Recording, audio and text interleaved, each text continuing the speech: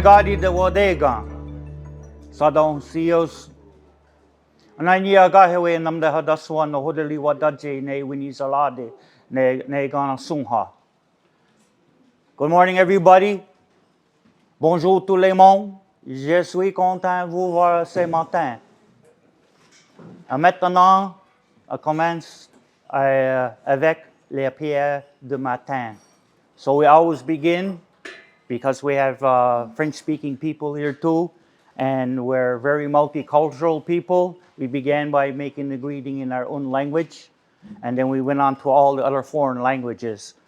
I can just speak a little bit of French, a little bit of Spanish, one or two words in Italian, and no German. It's a very difficult language to learn.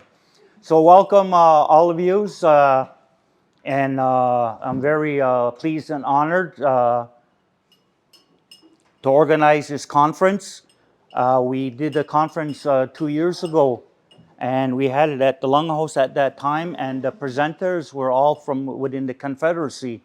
But as the community looks towards food sovereignty, food security, there's a lot of different things that we need to be informed on and to be involved in.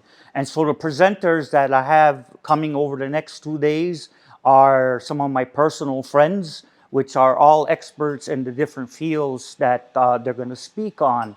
And over the years that I've been involved in gardening and planting and traveling through Central America and all different parts of the United States, where I'm still speaking in speaking engagements.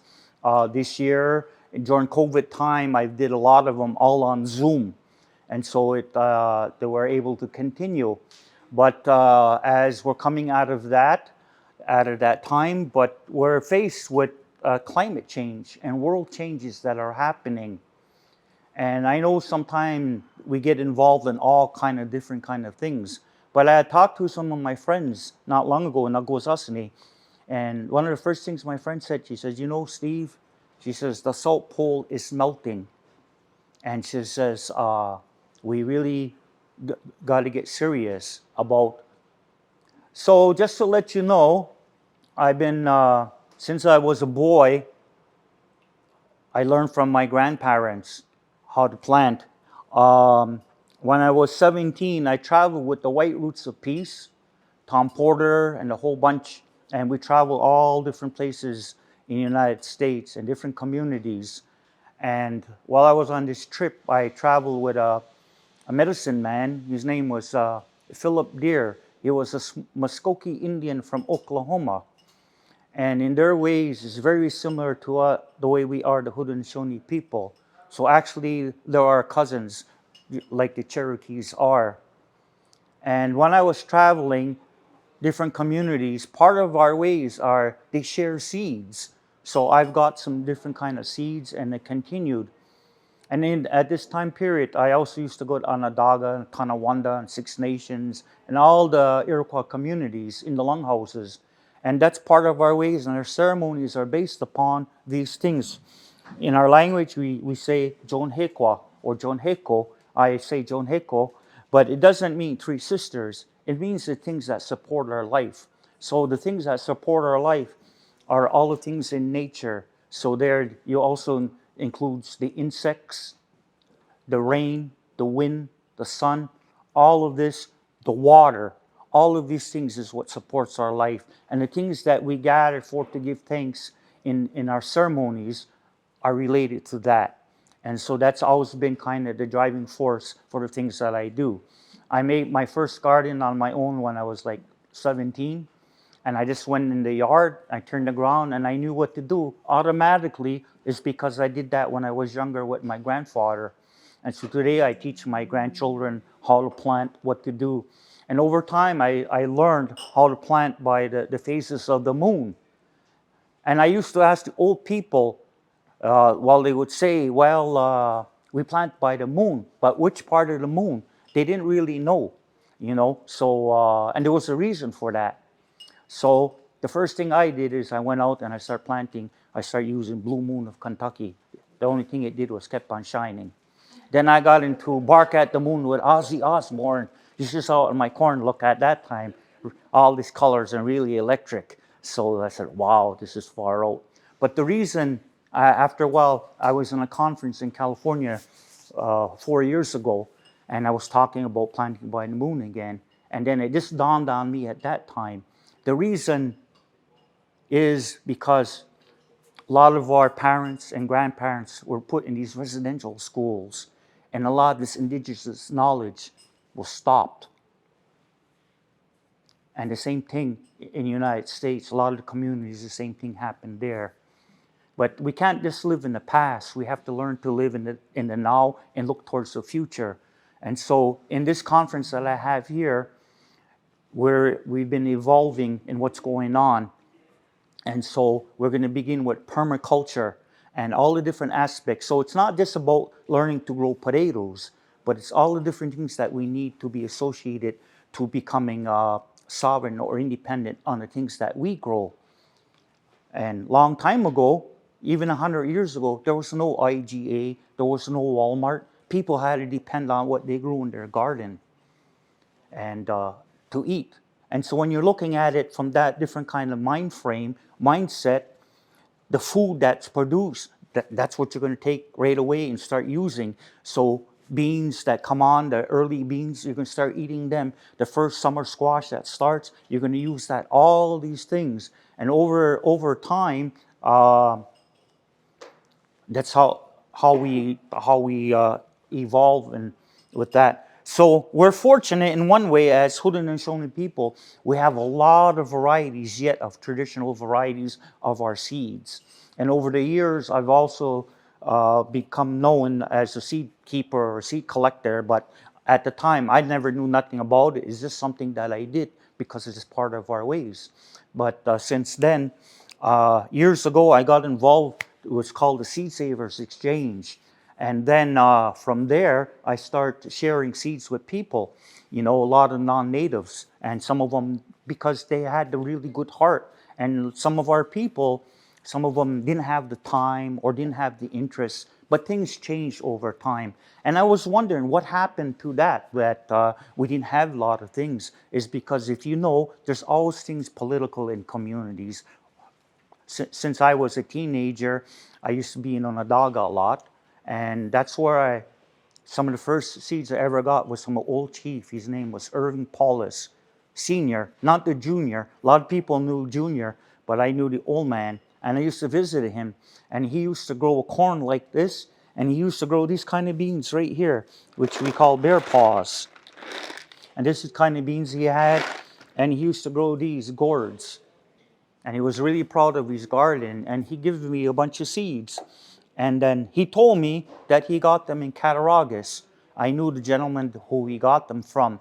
And so among the Senecas, Cattaraugus are Seneca people. So they've kept a lot of varieties. And another thing, in the mid-1800s, there was a lot of seed companies all over the place. And in central New York State, they took a lot of seeds from the native people, because everything is climatized for the areas. Like today, you can get a seed catalog, and these things are grown in India or Argentina, and they have different things about it, and it not necessarily will grow well where we are. So looking at the things that are happening in the environment and climate change, we have to start refocusing on things that are going to grow well in our area. And that's going to be very, very important, because we're going to begin to struggle now, not next year or the year after. It's already beginning. So people who have a lot of interest about these things, they know, they're aware. And so we have to look at what can we do. So we have to rely on each other. We have to reestablish our trading networks with our sister communities and people around us, our non-native neighbors who have the same concerns as we are, you see? And that's what we're about. And this is what our ways are. It's about welcoming one another, working with each other, because the rain, when it rains for everybody. When the sun comes out, it sunshines for everybody. And that's what we should have first in mind. So right now I'm going to introduce my son-in-law. He's going to do the opening prayer for us. And the elder that I had to come, he wasn't well, so he just called me like 2 days ago. So I was thinking, what can I do? So I'm very proud of my son-in-law, Sogwana Erdi. He's from Six Nations, and he's a teacher, a language teacher in the school here. So this is very, you know, should be. I'm proud of him as far as he's come with the language and so on. When I went to school, we didn't speak our language, and my grandparents, they only spoke Mohawk. And so one time I asked my auntie, well, how come you don't speak? She says, well, again, because of residential school, she said Baba didn't want his girls to get punished. And so a lot of us are, product of those circumstances. You know, I know about this much Mohawk, but there's this much more to know. But it's a thing we live every day, and so I'll have my son-in-law here to do the opening, and then we'll begin with the first presenter, which is Graham Calder. I know him for a number of years, maybe 10 years or so, and I've been at several conferences with him in different places. And so this is the way we're going to start this morning. After that, I'm going to make a presentation about planting by the moon phases, and then Janice Brandt. Then this afternoon, Valerie Gabriel from Ganyasadage is going to make a presentation. She's an excellent garlic farmer. And then I'm going to have Phil Quinn from Quinn's Farms. He's going to present on fruit trees. So people are always asking me about growing apples and different things and so on. So he's an expert in that. And so tomorrow we have other presenters that are going to talk about soil, permaculture. No, that's this morning. Microgreens. A lot of people are into microgreens. So that's going to be tomorrow. We're going to have a city councilor from the St. Anne de Bellevue who's going to make a presentation about how a community and even a community government can support agriculture things in our town. So that's what we're going to look at, so that we should start growing fruit trees and different things all over our community. We have to become proactive. We have to be proactive together. And we have to look at the collective of everybody, and so we're going to begin now.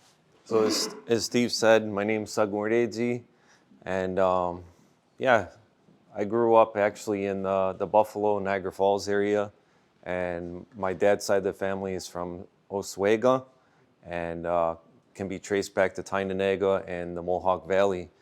I was lucky enough in my 30s that my dad said, hey, there's a Mohawk program in Buffalo. You can learn once a week and start learning the language.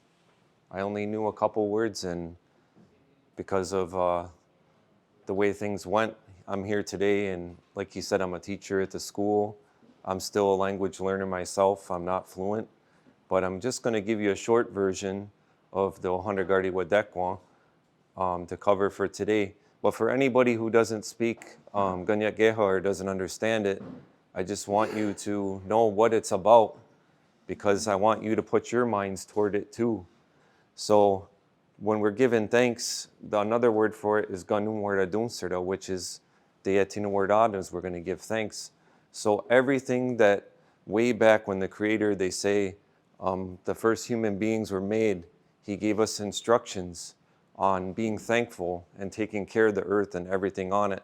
So that's what we're thinking about when we're doing this Ohanagari Wadekwa.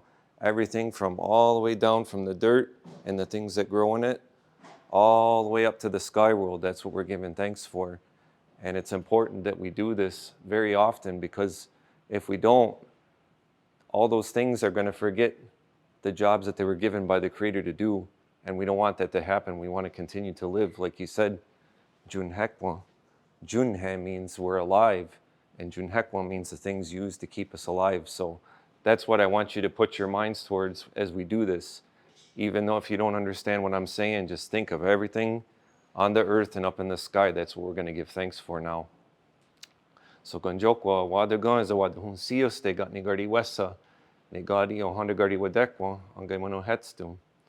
Agwego anska and did a wahwet noon in Watney Gorda than the Atinwardado ne Ungwe Sun Tisego Jun he Dano Ayun Gudakardi de ge Dia Wadu Aiza Wajat their ordige Wagamanizade Dano Aiza Wadewenste Nigana Sun Ardi Wage Togadi Nayot in Watney Gorda Agwego anska and did a wahwet noon in Watney Gorda than the Atinwardado ne Yunki Nistan Dio Hunzade Tisego Yuki Sat Stancer always Togadi Nayot in Watney Gorda Agwego anska and did a wahwet noon in Watney Gorda than the Atinwardado ne gahne garunyu ti sego gahne gio o wado ai de wahne girda to gadi na yoptu no watni gorda agwego anska de wahwe nuni no watni gorda dano dia tin wardado ne ganzu su'a ti sego wado ai de wagene o di wardo to gadi na yoptu no watni gorda agwego anska de wahwe nuni no watni gorda dano dia tin wardado ne ohande su'a dano o terda su'a Ti sego wado ai de watste agwego to gadi na yotu watni gorda agwego aska de wahwe nuni no watni gorda dano dia tino wardado ne asani guna dinosa ona steosa heda dano ono unzira ti sego wado ai de wagene dosa unka kai ai dungaria ge to gadi na yotu watni gorda agwego aska de wahwe nuni no watni gorda dano dia tino wardado ne Aze su'a nano nene o guati guariguana ne gotni hundessa ti sego wadu gotni gine gotu ai de wuni dano ai za wahna girda ne dosan koka yagun wakta ni hage to gari na yotu no guatni gorda agwego askan de wahwe nuni no guatni gorda dano dia tin wardado ne unupwa su'a dano nene o guati guariguana ne o yankwa unwe ti sego wadu ai de watste Dano dokara ni gawana ge ayeda watste ne dayatin wardado to gadi na yotu no guatni gorda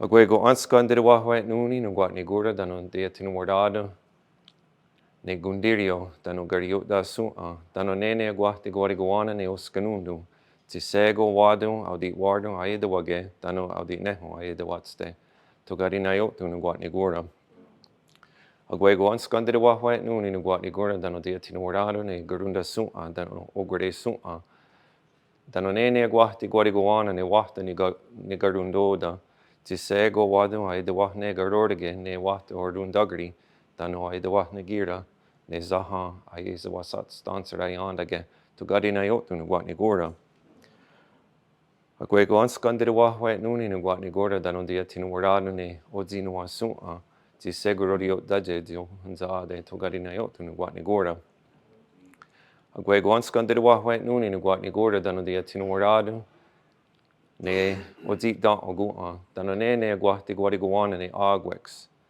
dano ni dia tin wardado zi sego wado hungeni ni gahawi aiza watunda ne gardanios dano zaha skana aiza wanu dunyu hage to gadi na yotu no guatni gorda agwego anskan de wahwe nuni no guatni gorda dano dia tin wardado ne gayirdi ni guardage o tenegi no guadi Anji ni guadi ti takardiquinigas dano diat de wat santos ti sego rodio daje dano yo werda daje dano sego gayirdi ni wagan hoda yung guayane gagwidene ni gahawi agan hage gananak gene dano ago serdage to gadi na yotu no guatni gorda agwego anskan de watwe nuni no guatni gorda dano dia tin wardado ni ki so togun radi werdas ti sego rodio daje sego radine gahawi dano wado sego ai de wahne girde ni gahne gio to gadi na yotu no guatni gorda wego anskan de wahwe nuni no guatni gorda dano dia tin wardado ni yuki so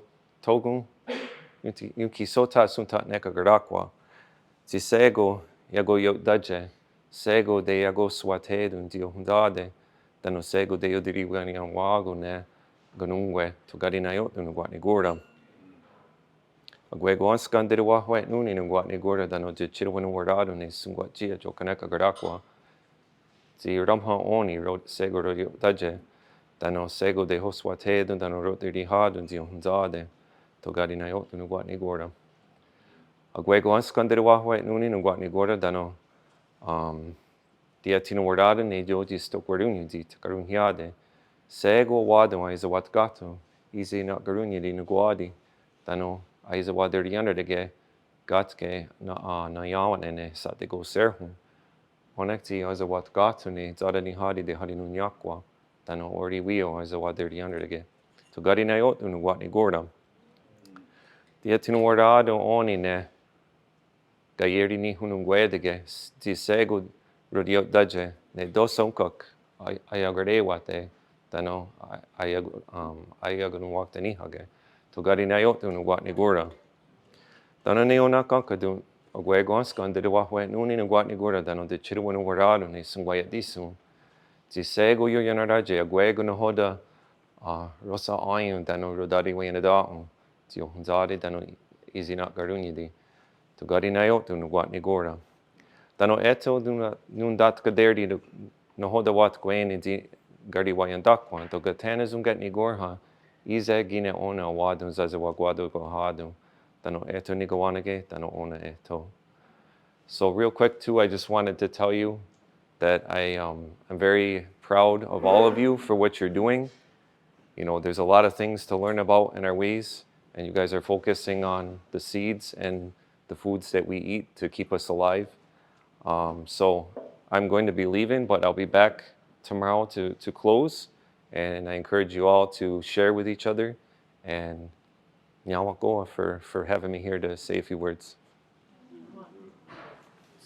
I just realized that I'm going to be 80 myself in 13 years. So sometime I forget a few things, but I'm going to introduce our first presenter in a moment. But this whole event was also made possible from the KCI or KIC. I've been calling them the CIA all along, so don't worry about it. All these letters, I'm not good, as long as they're not KGB. That's the only one I know. So, and I'm really grateful to the people that helped organize this, especially Randy Cross, who had the driving force about a lot of things. He even approached me a couple of years ago to get involved with stuff. And then over the years, I've been involved with a lot of people, but on the day to do something, there's only one or two people standing there. So, and sometimes that's the reality. So I said, well, okay, I'll give it a try. And then, but we started with the first Three Sisters project. It was very successful. He followed the things that I talked to him about. And our corn, we've had 16. We even had a 22-inch ear of white corn. And everything went very, very well. But also, and that was with the support of the program from KCI. And then also in this year, I really like to thank Kari Wa. I have a hard time to say her name. I just been calling her all this time. The McComber girl. And Martin Montour. So they've been very instrumental in putting all this together. So I like to thank them and let everybody know about that. And so now I'm proud to present to you an old friend of mine, Graham Calder. We've been buddies for a number of years. Our paths cross now and then at various different conferences over time. And so he does a lot of these permaculture programs, and he has a variety. He'll explain all of that. So anyways, Graham Calder. Thank you, Stephen. It's been a good number of years since we haven't shared the floor together in any kind of form, but it was at the Permaculture Convergence actually where we met first. And I just remember it was really funny having Stephen come up because there was a lot of people who weren't from Ganawage waiting for the elder, and he just made everyone laugh so hard. And I remembered just in these last few moments that it's so good to integrate all that laughter to break the seriousness that we end up living too much in our everyday, because it's through laughter that we end up remembering a lot of the experience that we're going through. So Thank you for having me. I'm really honored to be here to begin this conference with all of you. So my name is Graham Calder. I am Scottish and Irish descent, first generation Scottish, seventh generation Irish, and I was raised in Nova Scotia, in Mi'kmaq territory. I'm not texting while we're doing this. This is just a remote, so I don't have to squat over my laptop the whole time.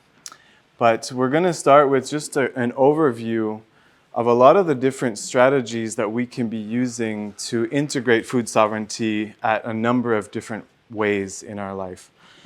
For me, permaculture and food sovereignty and all of these things came about when I was graduating university. I'd spent 5 years and way too much money, borrowed money, trying to learn about the environment and find solutions. And really what I got was an honorary degree in depression, which I wasn't signed up for, unfortunately. And anyone else who studies environment, this is what we find, right? We find this desolate despair, and great, now we know what the problems are, go fix them. When in my last 2 months of university, I was looking for my final research project, and I found a YouTube video by Jeff Lawton, and in 5 minutes on YouTube, he showed how they took 10 acres of desert flat, I'll show you an image of it later, and transformed it back into a tropical forest, which was what it was before it was clear-cut by some misguided human populations. So when I saw that you could take a destroyed Earth ecosystem and like a defibrillator on someone who's had a heart attack, bring them back to life, I was immediately questioning why I didn't learn this in my last 5 years of debt-based education at Concordia. And my teacher said that I couldn't study it because there wasn't enough baseline data to base my study off of. And I was like, isn't that the whole point of studying? And that was kind of like my last straw on the camel's back of academia. And so I started studying in British Columbia and in Australia under these two permaculture practitioners who were really looking at earth-based strategies. So we'll get into that. The agenda that I have, I'm not used to having only 45 minutes, so we'll do our best. The agenda that we're going to try and touch is, a little bit of an introduction of what is permaculture, why is it important, what are the ethics and the principles. We're not going to get into details on those, but these are the tools or the framework that we use in guiding it. What is the current state of the world and why is this so pertinent? So we're going to go very quickly over that so I don't give you the degree in depression. And then we're going to look at some specific solutions and then summarize with a take-home of some key points that we can dig into a little bit later. So as I mentioned, I was raised on 72 acres. My parents luckily had a really nice plot of land in Nova Scotia, right up here in Antigonish, right beside Punkak territory in Mi'kmaq territory. This is all Mi'kmaq land, and we are currently based in the Outaouais region. We're based in Montreal for the last 15 years, and where we're based is in Anishinaabe Haudenosaunee territory. And it's important for me to acknowledge this, but to not stop there. What we do at P3 is we do much more than just check the boxes when we're told to check the boxes. And so with all of our trainings and all of our courses, we try and do what we can. We're a very small enterprise, but all of our online courses, we give 50% discount to anyone who identifies as Black, Indigenous, or people of color. And for all of our in-person courses, we have 4 spots that are 25% discount. Actually, 3 community members from Ganawage have been to our courses, so they can attest to whether it's all Instagram show or if it's really the real deal. First of all, what is permaculture? It's not important. Language is important to convey messages, but if I use words that are not familiar to people, then it's not going to convey much of anything. And so permaculture is really an earth-based system of design. It's rooted in the observation of nature, and it's founded in designing abundant human societies, connecting with the land in a way that the land thrives and therefore we thrive as well. So it's not a hugel culture, it's not a companion planting, it's not a lasagna bed, it's not techniques based. It's really based in a way of seeing and a way of designing with what we see. So the issue with this is that in kind of Western world, we take a lot of all of these solutions and we try and simplify them down, right? And try and make them really easy to reproduce and copy and paste. But nobody's yard is the same. Nobody's forest is the same. So instead, if we learn how to see what needs to be done, then you can adapt everything to how you do it. And we can't necessarily go back and create an ecosystem. We can't go back and just heal it and put it into place and make it work. But what we can do is we can understand what are the fundamental elements of an ecosystem, and then look at an ecosystem that you're trying to repair and identify what's missing, and then plug those puzzle pieces back and just kind of sit back and light a fire and hope it all works, right? So this is an example of that. This was an area of a farm that was completely, it was a valley that was eroding every year. 1.5 meters of the land was just washing into the river. And the area was too muddy even for the tractor to go through. So we did as the beavers do, and we caught the water and we started holding the water. And all of a sudden, instead of having a field that the tractor couldn't get through and the client couldn't make hay off of, we have now over 160 bird species that are in the area. There's ducks that come back every year to have their babies. We've stocked it with edible fish so that we can fish from it. It's got a whole bunch of deer. The deer and the bear actually somehow still get through, even though I planted the willow on a foot grid. They still manage to find their way in there and eat the mushrooms that we've planted and whatnot. So it's important to know not how to create an ecosystem, but how to see an ecosystem that's healthy or not. And this doesn't mean just trees, this means people as well, right? So we got a permaculture scale that is the earth, but also our social and our people, and we'll talk about that.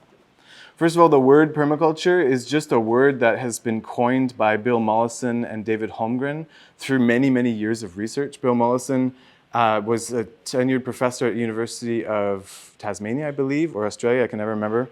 And he spent 25 years studying indigenous earth-based cultures from all around the world. And what he started to find really interesting was that whether you were studying Anishinaabe or Kahnawake or anywhere around the world, there was the paralleled ethics of how you treat people, how you treat the land, how you work together. And this kind of ethics is what he then said, well, this is one of the core broken elements that's missing in Western culture. And so with permaculture, they brought these 3 ethics from earth-based cultures and brought them into the forefront of permaculture. So everything we do in permaculture needs to care for the earth first and foremost. And we don't mean like putting trees in a protected area and saying it's in conservation because humans are bad and we're going to eventually destroy it, so you have to keep us out.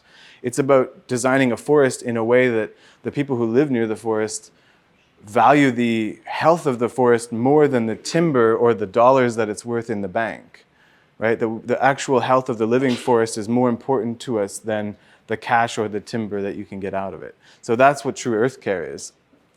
People care is about understanding that it doesn't matter how many forests we set aside or wetlands we set aside, but if we don't know how to take care of each other, if we don't know how to deal with the hard moments and lean into those gritty spaces, then we're never going to get anything done.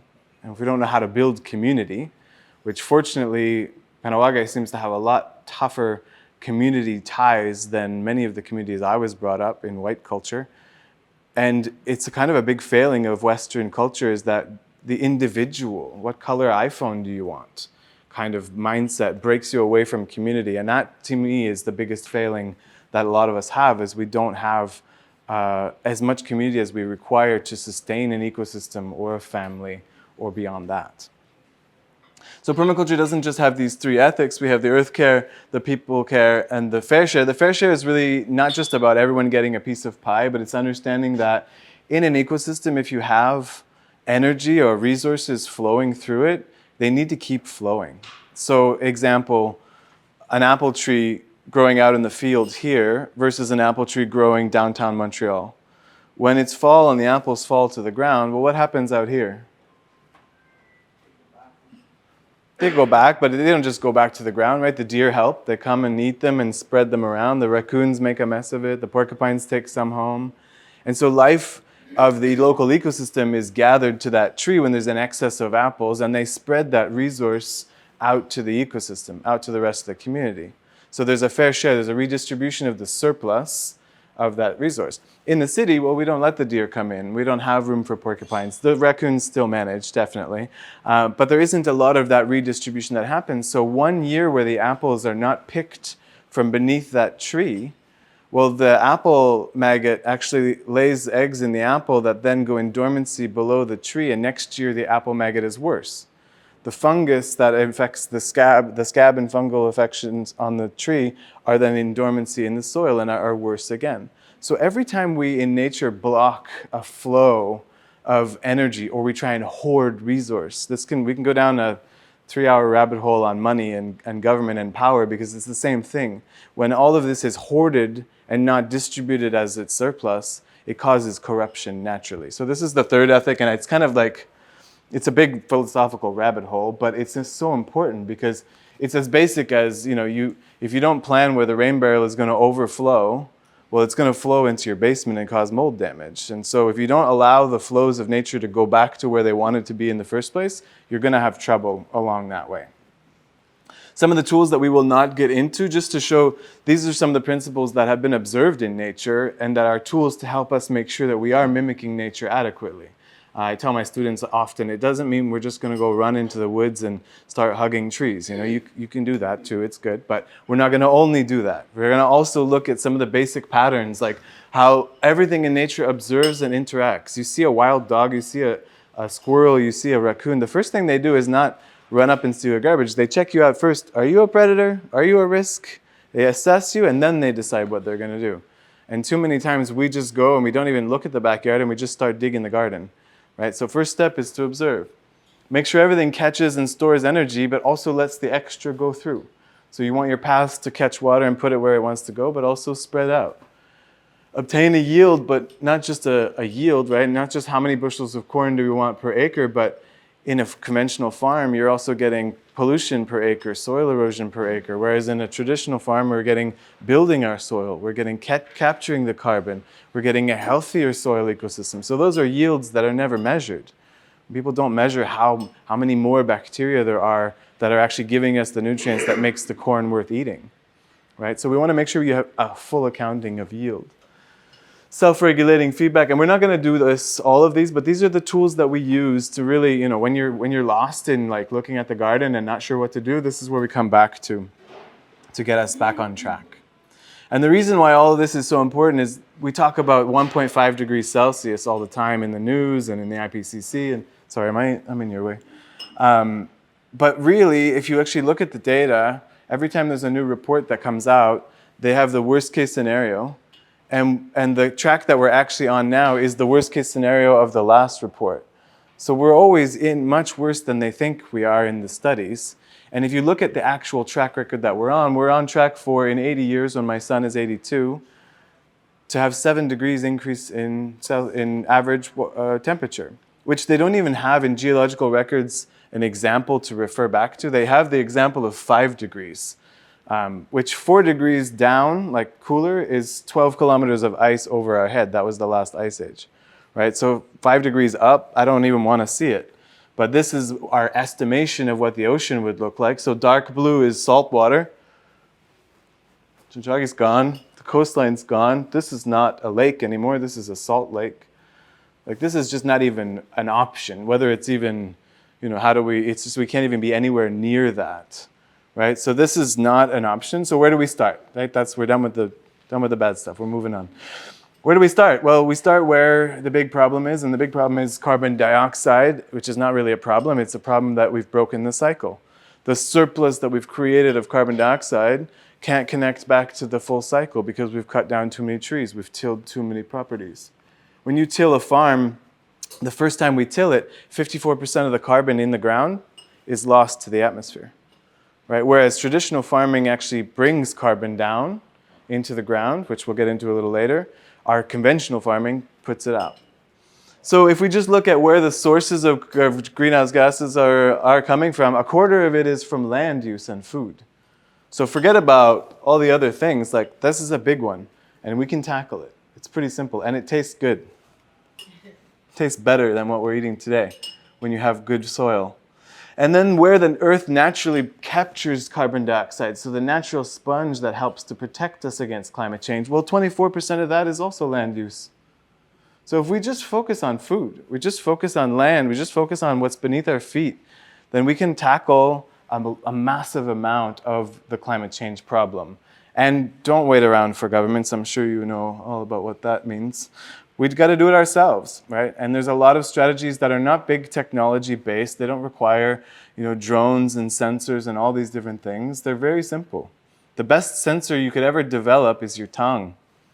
It's your intuition. It's what we feel, what we taste that comes from the land. Who here has ever bought organic carrots before and they taste like garbage? And you're like, why did I pay $4 a pound for these? You have to peel them. Like when I was a kid, you never had to peel carrots. We would barely wash them and just wipe the dirt off and go. But the bitterness is a representative of what it's absorbing from the soil that shouldn't be eaten by you, whether it was organic or not. Doesn't mean it's good for you. It just means it has less chemicals. It's a good start. So Project Drawdown is actually a document that has been produced where they took the top 80 solutions that can be applied globally to address climate change. And these are, the biggest one is here, refrigeration, and then it goes all around, so just looking at them. And we've put our logo here just by every strategy that can actually be dealt with through permaculture, through earth-based design. So everything from refrigeration to food waste to tropical forests to afforestation to geothermal and passive heating to forestry, all of these things, right? So earth-based strategies, which is one of the biggest things we've lost in a lot of our cultures, is one of the biggest solutions. Which who would have thought, working with the earth that we live on is the answer. To give you a simple example, so here we say refrigeration. Well, even in this document, they say refrigeration is the biggest strategy, and what they mean is like, what do you do with your fridge when it's done? What do you do with your air conditioning unit when it breaks? How do we deal with the waste, right? Is it thrown in the quarry, like those transformers, or is it actually dealt with properly and not causing harm to the environment? So in permaculture, though, we don't just accept that that's the answer. We question from the beginning, well, why do we need refrigeration? Because there was a lot of our human history that didn't have refrigeration. Do we need it? So let's say you're going on vacation. You're going to go to Singapore. You're booking a hotel for the family. And you book the hotel that doesn't have air conditioning. You're never going to hear the end of that one, right? Singapore. Well, this hotel doesn't actually even need air conditioning because it's designed in a way that it has a trellis outside the building, 1 foot out, that has perennial green vines. And there's never a room in there that's too hot to be in. Now, of course, we can't have perennial green vines on a building here, but you can have vines that grow up on your building. There was a study that showed if you just had vines on the south side of your building, you can reduce between 50 to 70% of your air conditioning needs. Now, you don't want grapevines and stuff that are getting into the brick and pulling apart all the siding, but what you do want is something that will grow up quick in 1 year and die back. So hops is one of these vines where the roots are perennial. It's a voracious, grows 200 feet in 1 year if you let it, and it'll reduce all of the heat gains in the summer and then die back so that you get those heat gains in the winter. So this is just an example of how we apply that observation-based solutions. Instead of saying, well, make sure you recycle that air conditioner, it's just like, do you need the air conditioner, actually, is a better strategy. Because with climate change and the heating of our cities and our communities, most people can't afford the actual air conditioners. Most people that are really going to get hit hardest by all of this.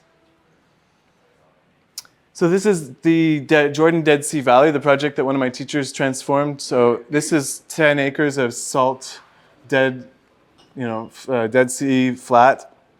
The salt level is 400 times the arable limit for cultivation. This is 6 months later, and they have figs on the fig trees.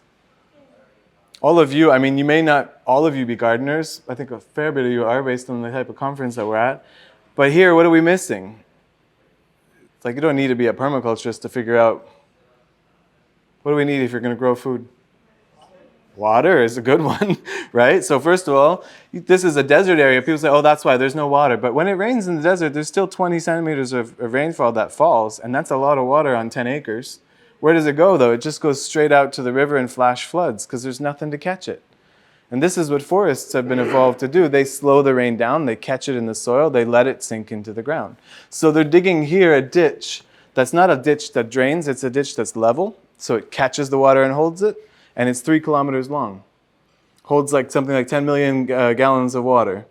And it lets it soak into the ground instead of just going across the desert flat out to the riverbed and flooding. And then they went to a banana farm that takes all the banana trees after harvest, because when you harvest banana, you cut down the tree and it falls. and they burned the refuse. Well, they took all of that and they filled it full of mulch, organic matter. And well, if you have organic matter, which feeds the soil, which is what we use to give nutrients to our plants, and you have water, then 6 months later you can have figs on your fig trees. And he didn't even know why or how to solve the salt problem, but if you trust in nature, well, then the mushroom comes that actually likes to hoard all the salt particles in a wax cuticle that keeps them from dissolving in the water, which desalinates the soil. So he didn't know, and you don't need to know. There's a certain amount of trust or faith that you need to have in nature, in the systems that have been evolving for 4.9 billion years. They think they know better a little than we do, just a little. Here's an example of a big project in the List Plateau in China. You can see the land is overgrazed. These are trails from goats and sheep. And the poorest peoples in desert regions or in dry climate regions, the best way to get out of poverty is to get a mating pair of either goats or sheep, right? A male and a female, and then they eat and they breed. And that's the best way to alleviate poverty very quickly. Now, the problem is they just go and let them graze free on the land. And if you don't keep them moving as if a predator was chasing them, well, then they just chill out and eat everything. And that's not good. So what they did was they got all the grazers together and they started corralling the animals and keeping them together and moving so they didn't overgraze. But then they built these terraces, and each one of these dots here, you can barely see it, each one of these dots is a small kind of a pocket bowl where they planted a tree. And the water that overflows lands in one of these, and then it goes to the next one and the next one and the next one. Whereas normally, like you see it on our highways, they just let the water go straight down as fast as possible. And guess what? It makes more work for someone later. But this, it just continually goes very slowly across the entire landscape so that there is no erosion. And it just so happens that this strategy can help the ecosystem. If you slow down the water, let it get in the ground, plant trees on steep slopes, manage the grazers as if there were actual still predators, then this is what happens 40 years later. Now that's a lot of labor though. They had all the community members involved in digging it, and they were then given access to the cultivation land on the terraces as a trade-off for all the work that they put into it. But if you just think about how animals move, before my culture arrived here, there were a lot more grazers that moved around. There were a lot more bison that moved around. And the image you have from whatever cheesy movie you watched as a kid where they showed bison or whatnot, they move like a flock of birds across the land. They're not just hanging out like cows do for a week on end, pissing and pooing in the same spot. They move because there's predators, right? They move because there are wolves, because there are mountain lions, because there are coyotes, because there are people hunting them. And if you just think about this landscape here, this is being overgrazed. There's no predators because people live in the area. And here, all they did was they gathered all the farmers together. They put all of the sheep and the goats in one big herd, and they put an electric fence around them that's mobile, that has a little solar panel and a car battery, and they move them as if the predators are chasing them. Every day they have to move camp. And this is what happens.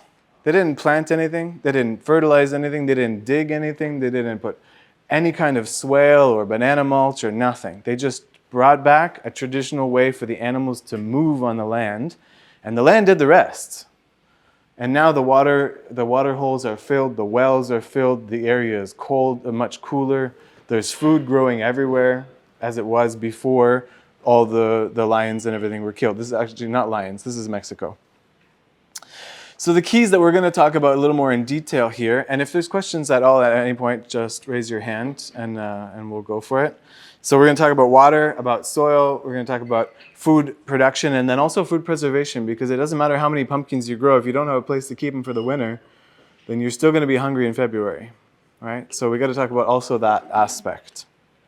And water being really our fundamental, and I see a lot of people scribbling notes. If you want the slideshow from today, because I also have at the end like 15 slides we're not going to go into, which is just kind of websites and people that I refer, you can send me an email and we'll send you the PDF of the slideshow.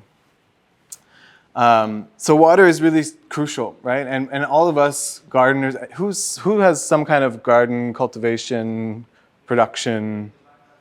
Yeah, a few of us? Okay, good. What we do when our plants are thirsty, though, is we go out and water them, right? When do you water?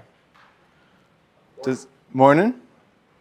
Morning right before you go out to work or whatever. You don't water on a rainy day because it's raining. right? Most of us don't water at nighttime because we're tired. It's the end of the day. We've just spent an hour trying to get the damn kids to bed. So what we actually need to do is, though, think about how nature waters. When it's raining, it's cloudy. There's not a lot of sun. There's not a lot of evaporation. When it's sunny, you get massive evaporation. And what we actually are getting on our farm scale is that when that water evaporates, it's really only the water molecule that evaporates, and the minerals stay down. And so that mineral precipitation is a salt. It's a mineral salts, right? What you get on in the bottom of your kettle and that calcium deposits. This starts forming on the land. You might see it on your houseplants too. You see that little crust forming, or on the outside of terracotta pots. Well, the salt actually will break the membrane of the skin of the bacteria, which are beneficial for a lot of different functions in the soil. So just by having oversalted soil, we break the living food web in the soil, which then makes our plants weak because they don't have all the nutrients they need. And when they're weak, they get disease and insects. And then we turn in conventional agriculture to chemicals and pesticides and herbicides, which actually make the whole soil system even weaker and make this whole thing worse. So it starts this rabbit hole down the wrong way. So salinization of soils is a real problem. If you look, this is actually where a lot of the large-scale grains are produced in certain desert countries. You see these big irrigation circles. It's these massive irrigation systems that are pivoting around a central well and bringing water up from deep ground aquifers. And then it sprays that water.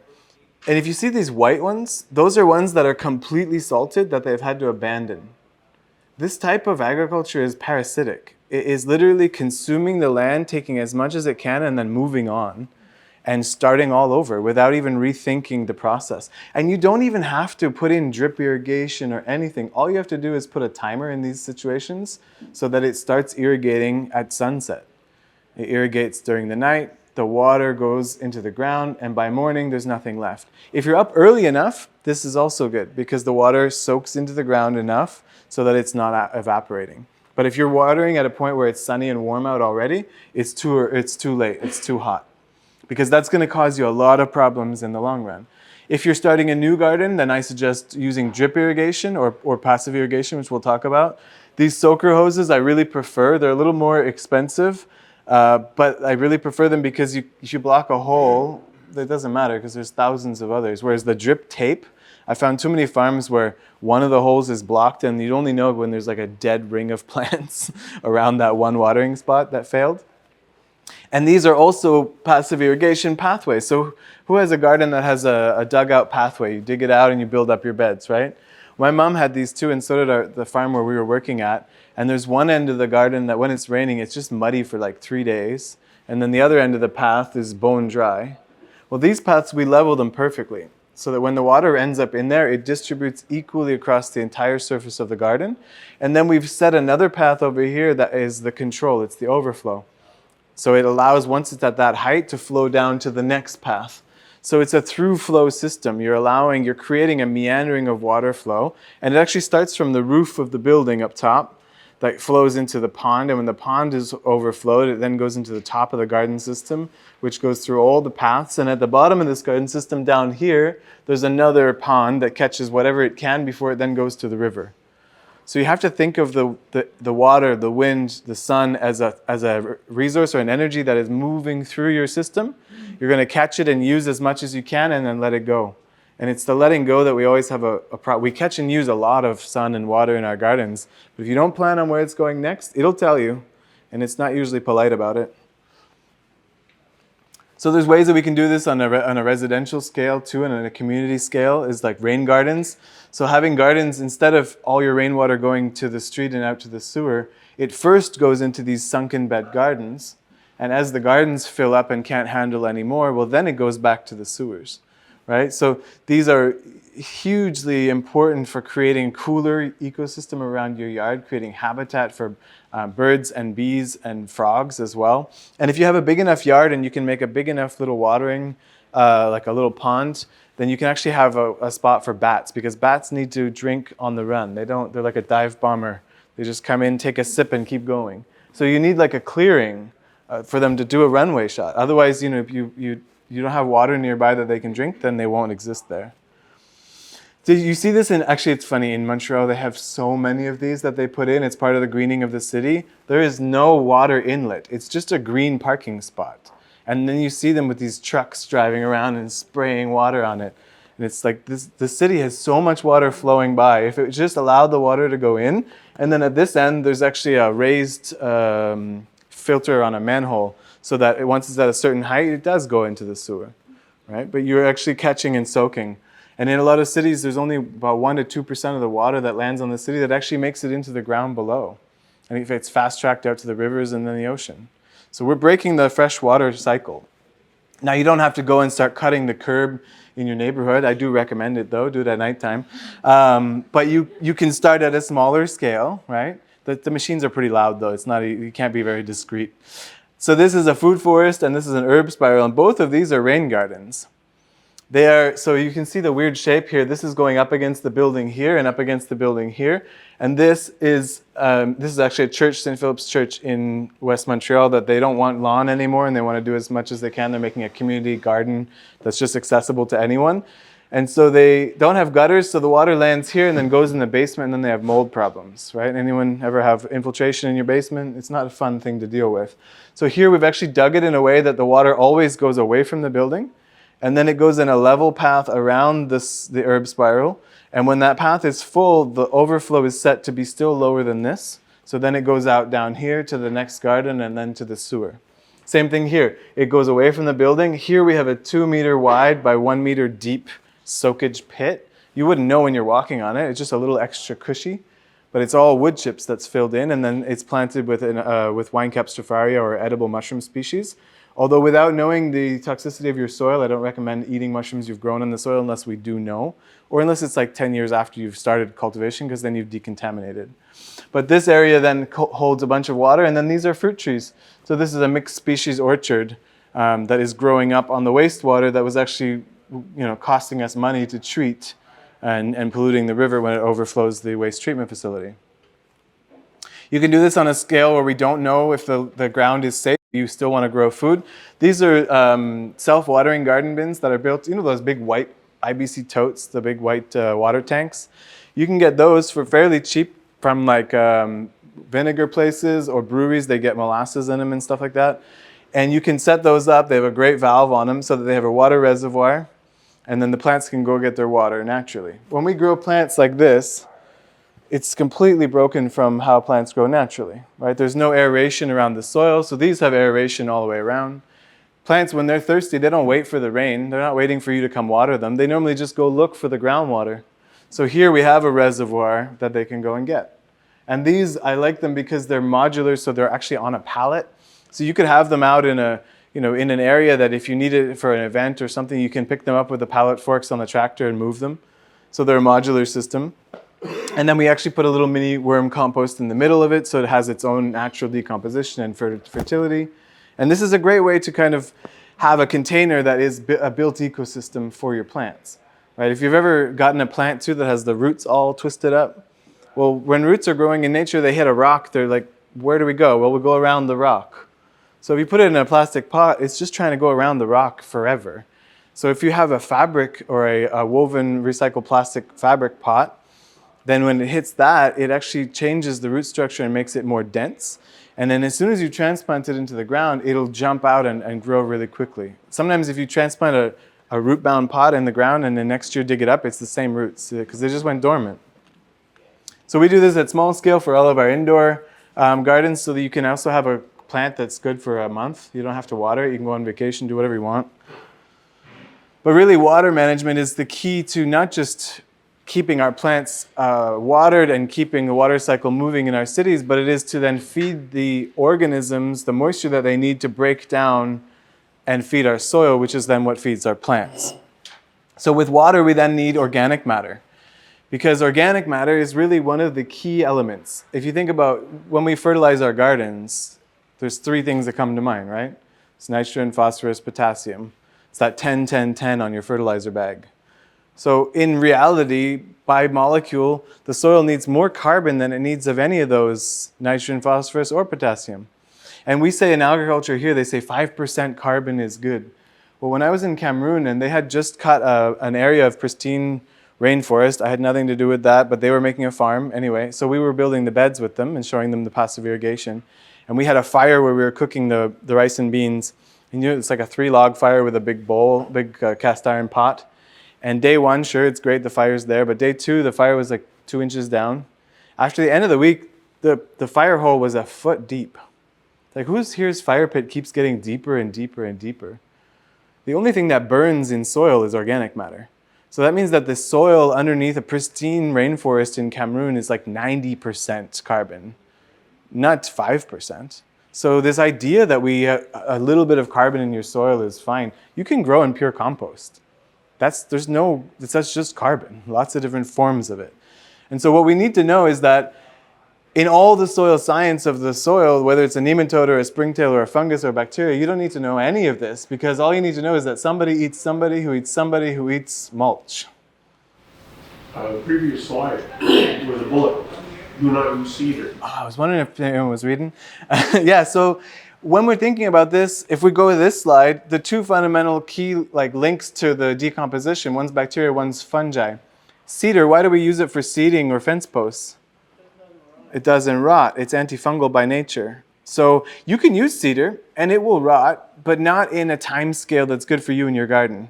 And it will reduce the fungi in the area. I've seen people growing mushrooms on cedar, but they never fruit. So if you're actually trying to grow mushrooms to eat, the cedar's no good. Okay, so I did one garden with only cedar? No, a mixture. Okay, so mixture's good. You just don't want more than 30% evergreen. And we say not even just cedar, but all the evergreens.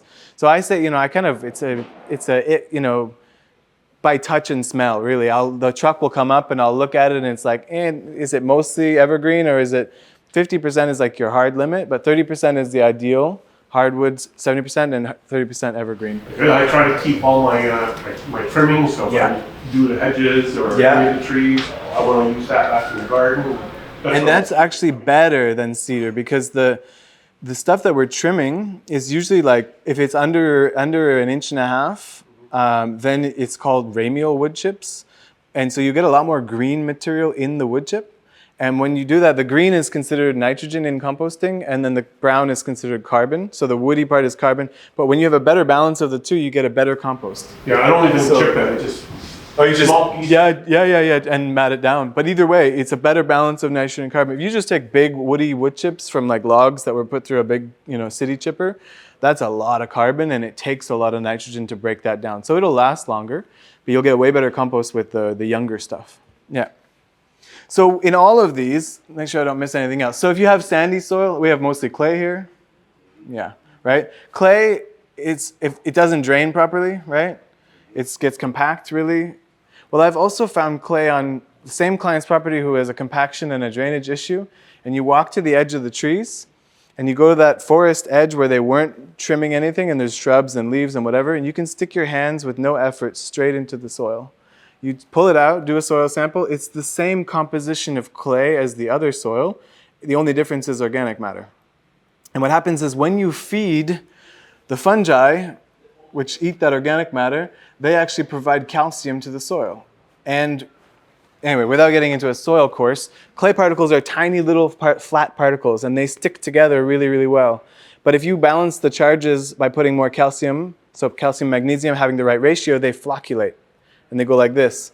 And then you have clays where you can actually put your hands straight in. You get drainage, you get aeration. So the same exact clay that you're working on that you're hating could be the perfect material if we simply have the right amount of calcium. So no, don't go and start buying lime and spreading it, which is what the agronome will tell you to do, because that's too much, too fast for nature. What you do is you feed the organisms who will bring calcium at the right pace for the soil. And so by doing that, so without getting into too many of the details, most of the solutions are because of this guy or this guy or this gal or whatever. And instead of knowing all of the details, what we need to know is we have a deficiency of carbon in our soils. And that's mainly due to lawns and deforestation and agriculture. A question. Yeah. Yeah. Okay, like in the spring when I prepare my garden, I usually rake all my leaves up and then I put my garden and it's usually all this high of leaves. I usually kill it with ground. Okay. Kill it. Is that okay? Like it's for the breakdown nitrogen, fungus, whatever, or do I just try to leave it on top? So I'm going to try and do this quickly. But so instead of what I always do is you go back to observation. How do leaves fall in the fall in the woods? They come down, they land on the ground. They don't just stay there though. There's usually squirrels that are rummaging through them and eating nuts. There's usually raccoons that are in there digging them up. So they're getting turned a little bit, but they're getting broken up a little bit, and they're left on the surface. So if it grows on the surface and it falls on the surface in nature, we leave it on the surface in permaculture too, right? Because basically, to get to the science of it, if you take all this organic matter, which is really high carbon, and you dig it underground, well, it needs, for every 30 molecules of carbon, it needs 1 molecule of nitrogen to break down. Wood chips can be like 500 carbon to 1 nitrogen. So when you put something like leaves underground or wood chips underground, they need to find the carbon somewhere. So they start pulling it from the soil around them. And then you get a nitrogen deficiency, and you will have, and there's studies, scientific studies that have proven that putting mulch on the garden will hurt your garden. And that only hurts your garden if you till it in. If you leave it on the surface, well, our atmosphere is 71% nitrogen. And there's a bacteria in here that will capture that nitrogen and associate it with a bean, and then make it available in the bean, which then through the fungal network will trade it for other things that will then go to the rest of your crops and balance the whole system. So if we leave that organic matter on the surface where it was meant to be, where it was dropped naturally, doesn't mean don't till, it just means you don't till. Because who tills most in your garden is actually the worms. And they'll do it 5 times more volume than you'll ever do in a year, and they'll do it better than you. They'll do it for free. They'll give you better drainage, better aeration, and they're circulating the carbon down in a rate that is good for the soil. So, yeah. Also, the reason I till it too is to lighten the soil, because like you said, it compacts. Yeah. And So there's a lot of, we actually spend like a whole day and a half on soil when we do our full training. So it's still like there's a lot of, I'm trying to sum it up, but also if I don't answer anything fully, like email me and we'll get right into it. But basically when we think about, if you have your soil and you pick it up and there's all these different sized clumps, that's actually a lot harder to compact because there's different air spaces in there. But if you shred everything down to the same particle size like sand, well, sand is really easy to compact because it's all uniform. So it decompacts it for the season, but it increases compaction over the long term. And what actually nature does to decompact soil is using all the tunnels and pathways of the worms is natural decompaction. And every time we till, we are diminishing those, and we're diminishing the worm population. So we're actually hurting our natural till population. And then also the structure that's created by the bacteria and fungi. The reason why we use soap to wash our hands is because bacteria are sticky. They stick to us. So they do that same thing in soil. They stick all the grains together and they make these clumps. So real good garden soil is, we call it crumb structure. It looks like a crumbled cookie. It's all clumps of different sizes. So every time we till, we're diminishing that. So the only time that we recommend tilling is actually a ripping strategy, which is a blade that goes underground. It doesn't flip anything on the surface, and it breaks deep level compaction, because over years and years of tillage from an agricultural farm, or even if it was just driven on, you get this compaction layer that you can't break up, and it'll take longer than our lifetime for the mushrooms to fix it. So you use, in hand gardening, we use a broad fork. It has long tines, and you kind of step into the ground and you just wiggle 10 degrees either way so you see the soil lift, and that will break your compaction without ruining your structure. So it's actually a lower energy intensive, and it will give you that, you'll break your compaction, you'll get the results you want, but it'll be better and better every year rather than just resetting. Because that's the problem. Tilling works, but you got to keep doing it. And every time we put more oxygen in the ground, we're actually killing the bacteria because it's corrosive to them. And we get a boost of nitrogen or nutrients from the killing of the bacteria, but then also the population is lower. So next year there's less nutrients. So next year there's less nutrients. You get to a point then finally where the soil is just this dust and it's totally degraded. And we actually, in our climate, because we have the leaves falling every year, we've had soil building up for thousands of years. It takes us a long time of tillage before you start to get to that point. So it's hard to, you see it very quickly in a tropical ecosystem, but tilling, you want to till, but you want to biotill. So feed the worms. The worms' favorite food is the wood chips and the leaves. And even still the leaves, I like to run them, either hit them with the lawnmower, or I took a big blue barrel and cut the top off and use a whippersnipper, like a blender, just chip on my leaves. That's for a small scale. For a big scale, you could make a row of them and hit them with the ride-on lawnmower or get a chipper. And the chipped leaves will break down so quickly and they'll make amazing compost. So, one more question. Yeah. So then when you have a compost pile, okay, why would they recommend Turning it. yeah, because wouldn't that break that cycle? So the structure that I'm talking about here is the structure between the salt, sand, and clay. Sorry, it's the sand, silt, and clay, and the organic matter in the soil. In compost, the composting usually happens on the surface of the soil. But if you go to a certain depth, there's lack of oxygen in the middle. And so then you have to turn it. So in a forest, the composting happens at 1 foot to 2 feet deep, which is at a depth where oxygen will get in naturally. So there isn't even any needing for it to be turned. But when we start trying to fast track the composting in a big pile, we get an area, as soon as you're 1 foot in from the surface, there's no more oxygen just finding its way in. So either you stick a tube in the middle that has 1 foot on either side for aeration, or you turn it yourself. Right? And there's many different ways of doing the turning or the aeration of the compost, but it's mainly just for oxygen. So at that point, you're just breaking down organic matter, whereas the tilling is not appropriate for the soil structure. Did I get it? Yeah, ish? Ish? At T, we can go deeper. I understand because I put so much leaves in my garden. Yeah. That's why I use the tiller To turn them in. So the best bet is to instead chip them or mow them on the side and then put them on top. And you'll watch if you do that for 3 years, I guarantee you won't even need a tiller ever again. Like in terms of decompaction, because you'll be able to just put your arms straight in the soil. Planting doesn't, I don't even use a trowel. You dig into the ground. And this was clay soil that was just clay, like cement grade clay.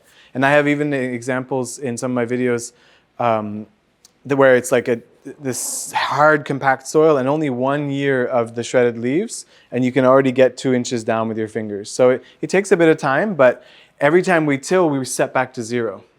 So the problem is it does take about 3 years. If it's really compact, like heavy clay, it takes about 3 years to really see a fully perfect system. And if usually at 1 year you're trying it out, and then you're like, that didn't work, so next year I'm going to go back to what I know, right?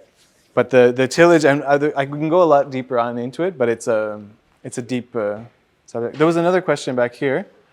And It was Jeffrey with this question, because I import leaves from the neighborhood till I get about 3 feet, and I put them in a reverse blower, and chips it, and I put it into one half of the garden, and then I redo it a second time, sometimes a third time. So by the time I'm finished, the chips are maybe 1 inch to 1/4 inch. I just leveled them best I could. I kept them down with a fan rake.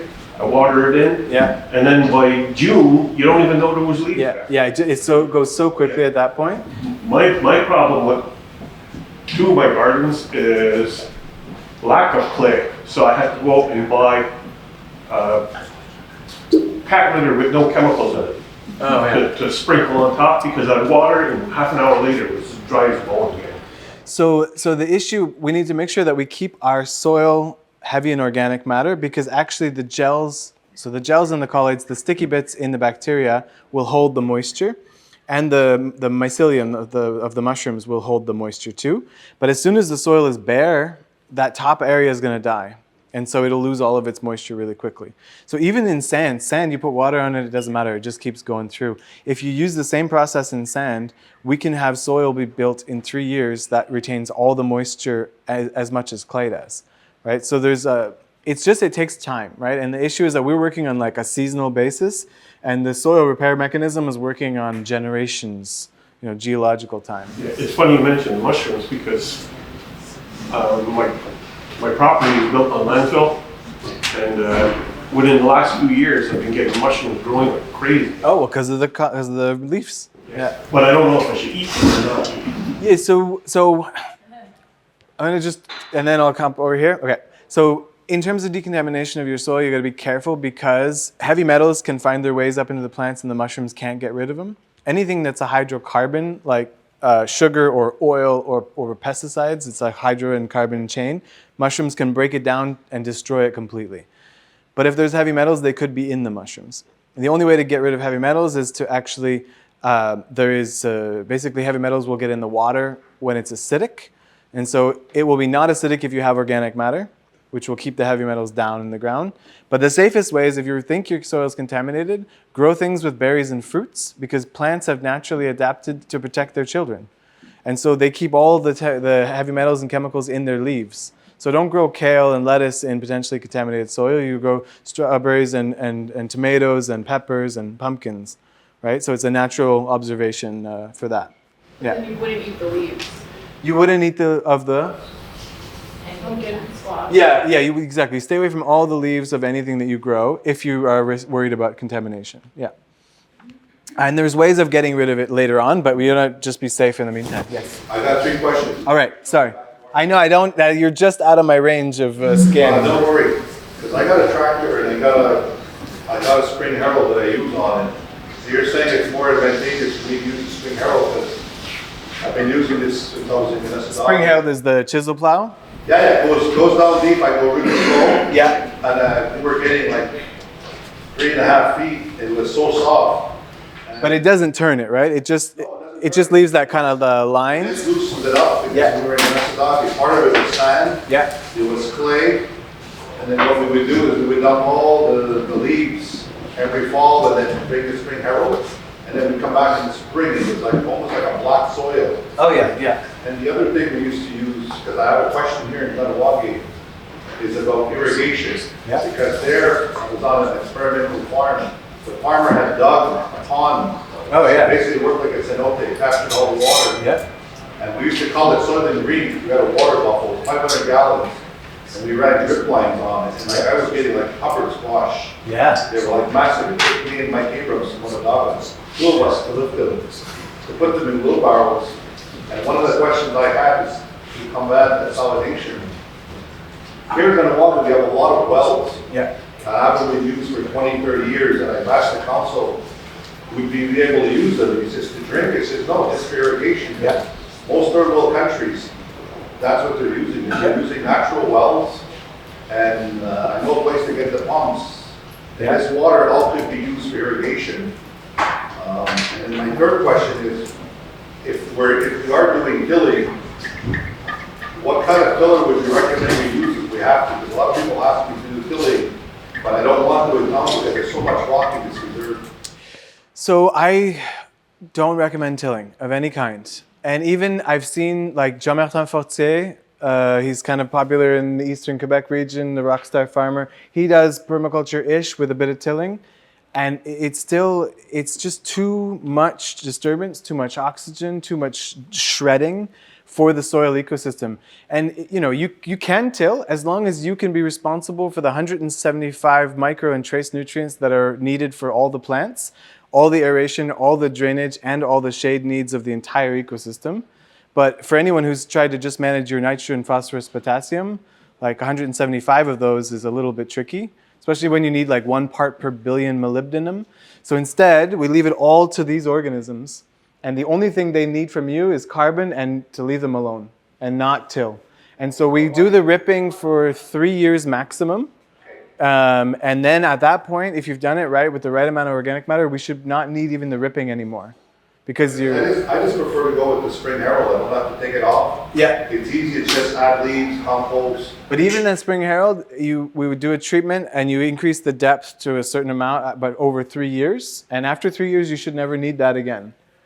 Yeah, and even in these situations where they've set this up and they're back into a fully mulched ecosystem, there's no need for tilling. But it's not even there's no need for tilling. The tilling is happening even more than you've ever done, but in a way that is totally reasonable for the soil because it's the worms that do it.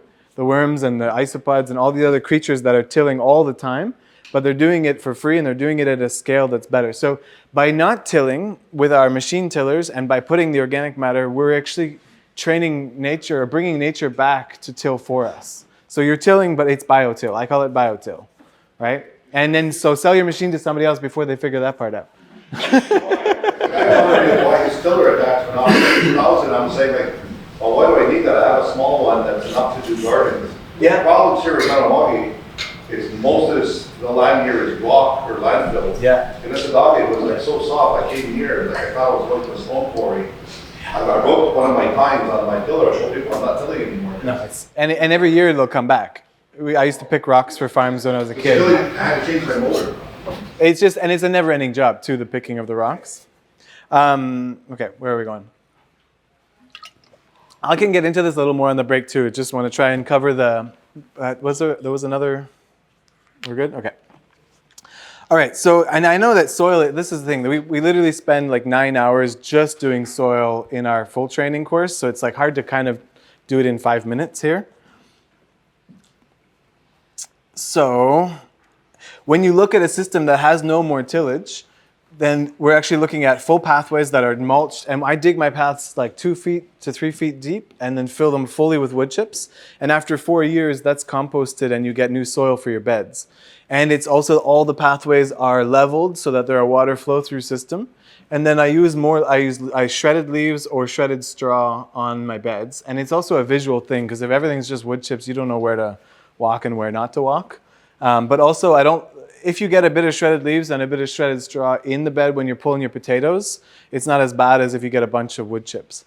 And then there was another study that showed if you actually just have the mushrooms in with the wood chips, it doesn't even matter if you get a bit in the soil because the mushrooms will protect the nitrogen loss and they'll actually bring back more nitrogen. So as long as we have the fungi and the life in the soil, we'll have all of what we need. And if we just, again, go back to the first principle, which is observe, how does soil be built in our ecosystem? Well, every fall we have the fruits and the nuts that land on the ground. The deer and the animals come and they eat them. They poop everywhere. So you have the rotting fruit, which is nitrogen, and the poop, which is nitrogen. And then you have the leaf fall, which is carbon. And every year we get that, nitrogen, carbon, nitrogen, carbon. So the concept of lasagna gardening is exactly that. It's a way of building soil really quickly. So this is my fiance and my son Rowan, and we're digging these leveled pathways so that the water is, again, distributed. We put down cardboard to kill the weeds, and that is a weed barrier that will die, or it'll degrade after 1 year, so you don't find it when you're digging the garden 10 years later. And then we put a layer of chicken manure, and then a layer of shredded leaves, and then a layer of compost, and a layer of shredded leaves. Just make sure you always end with what nature ends with, which is the dry leaves on top. And if you use leaves, make sure you shred them up a bit because they tend to mat together really quickly, and then that goes anaerobic. Or even like grass cuttings, anything that smells bad is not good for your garden. So, yeah, I think I covered all those points. So the idea with all of this is like building ecosystems that function together. So I don't know how much time I have left to, yeah, okay. So if we think about, companion planting, the Three Sisters are an example of that. But Western culture has a great curse of simplifying and only ever looking at this, where the actual word, what was the word you used for Three Sisters? And the translation is the things that support our life. That's actually a more accurate understanding of how we need to think about gardens, because you need color, you need flowers at every month of the living, growing season. And you need big flowers that we like our peonies and whatever, but you also need tiny little white flowers that are there for the pollinators and the pest predators. So it's not just about, 3 plants. It's actually, and I was told, and I tried to find it online, I can't find it, but I was told that the Three Sisters actually, in many cases, is 7 sisters, is 9 sisters, because there's also sunflower, there's also sunchoke, there's also different types of plants that are mixed in, and that these are the fundament, the core of it, but it's not just that. There's so much more. And this is something that we've lost, is the understanding that it's not just about growing basil and tomatoes together, or the Three Sisters, it's also thinking about, well, how do they interact with the soil? So we need fungal companions, we need pollinators support. So even right now, or in a few weeks, we'll have the pussy willows that bloom. This is the first early source of pollen that you can get, and all your pollinators are starving when they wake up. So if you have corn, actually is a good one, it's a little later, but if you have the pussy willow right away early, you're going to feed the pollinators. So we also have rock piles. People are like, why do you have piles of rocks in your garden? Well, that's actually hiding spaces for the snakes so that when we come visit, they can hide, and they're killing all the slugs and snails. We have little ponds for the frogs who are killing the slugs and snails. I have a pile of rotten branches. People say, when are you going to clean that up? And I say, it's clean, it's good. It's actually the home for the black scarab beetle, which is a voracious predator of slugs and snails. I'd rather a little pile of woody debris instead of slugs and snails everywhere. And you know, a garden that is built like this is edible, it's beautiful, and it's got so much going on for it. It's a full ecosystem when we get it right.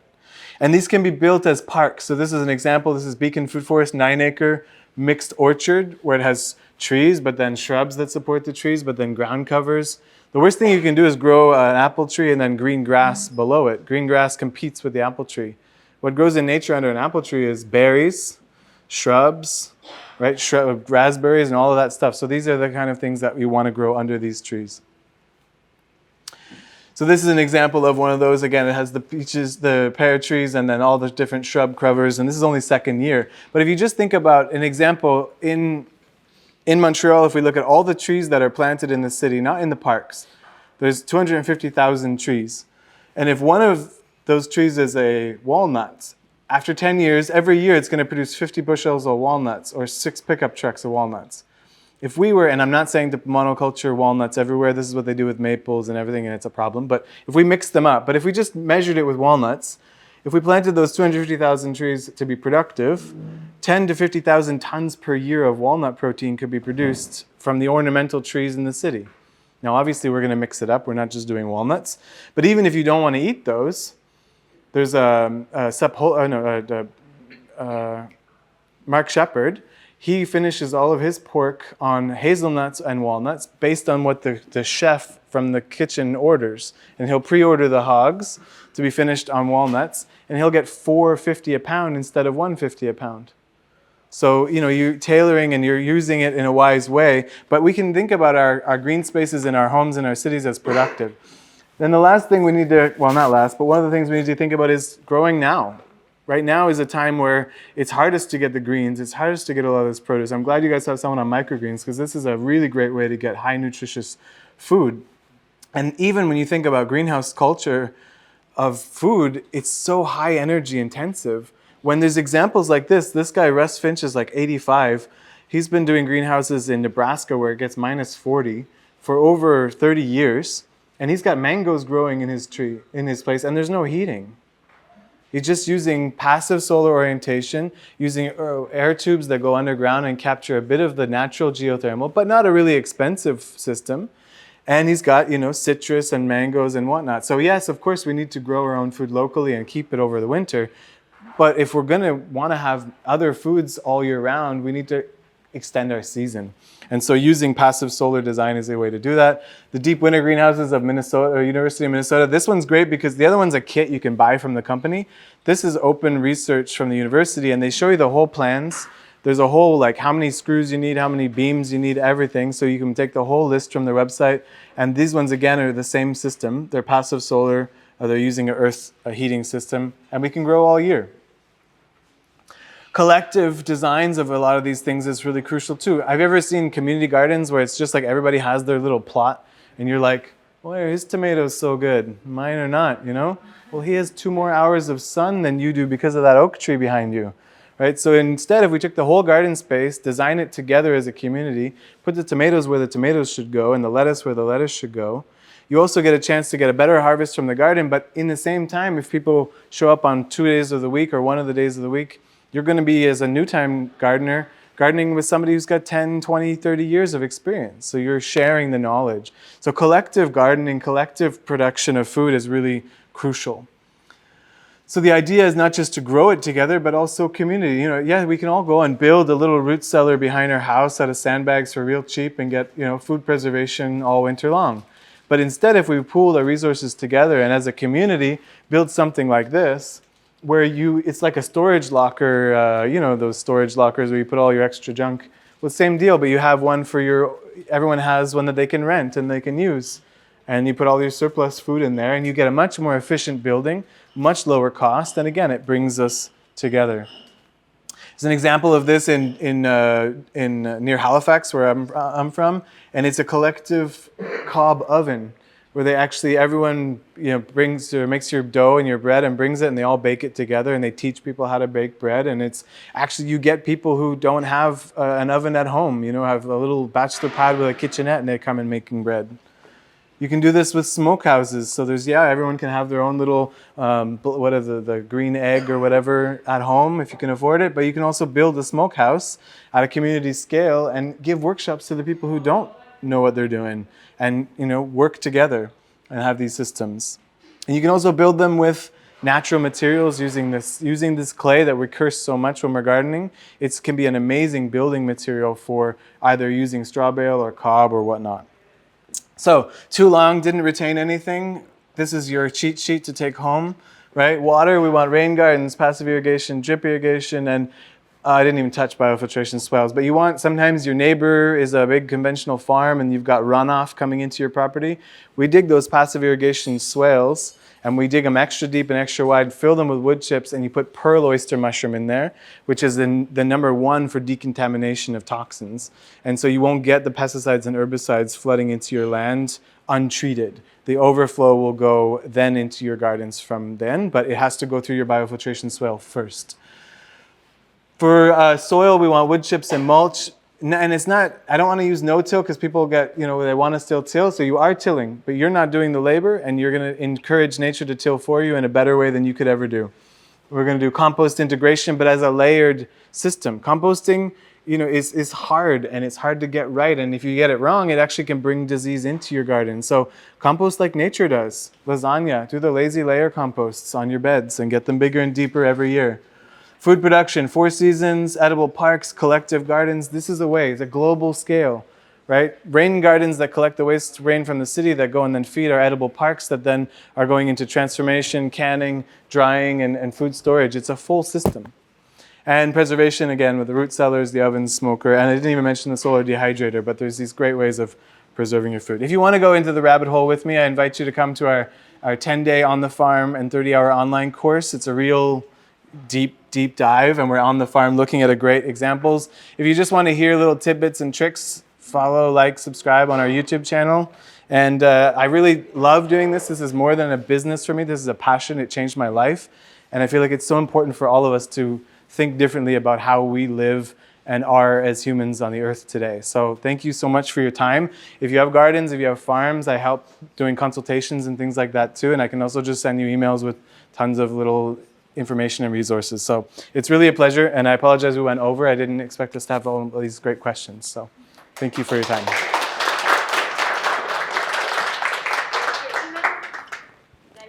Yeah, email is info@p3permaculture, and there's like all these different references that are here for you if you want to get the PDF. So that's just the teaser.